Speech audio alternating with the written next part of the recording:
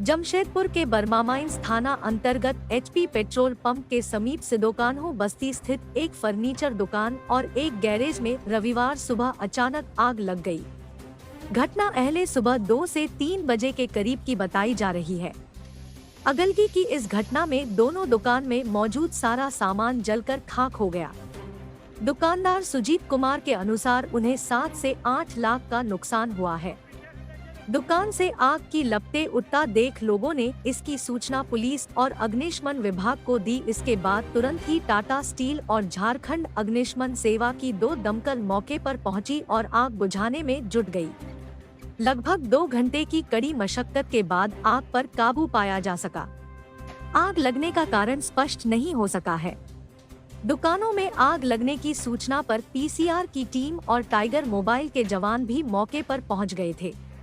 दमकल पहुंचने से पहले लोगों ने खुद ही आग बुझाने का प्रयास किया, लेकिन असफल रहे।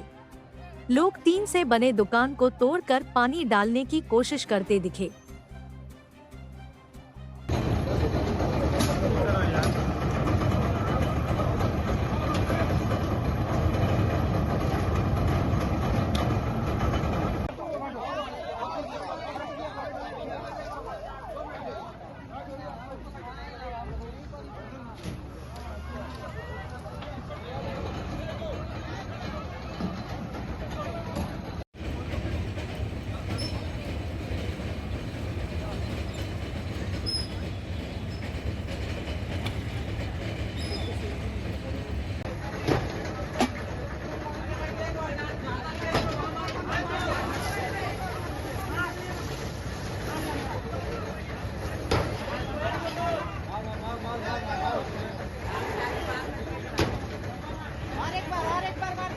बताएंगे ना। हम लोग दुकान बंद करके दिए थे। हाँ।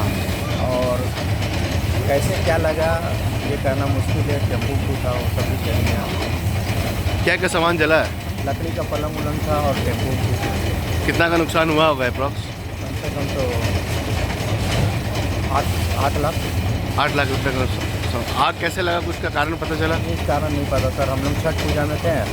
इधर दुकान सामने बढ़ा के गए, कैसे लगा क्या लगा ये नहीं पता सर।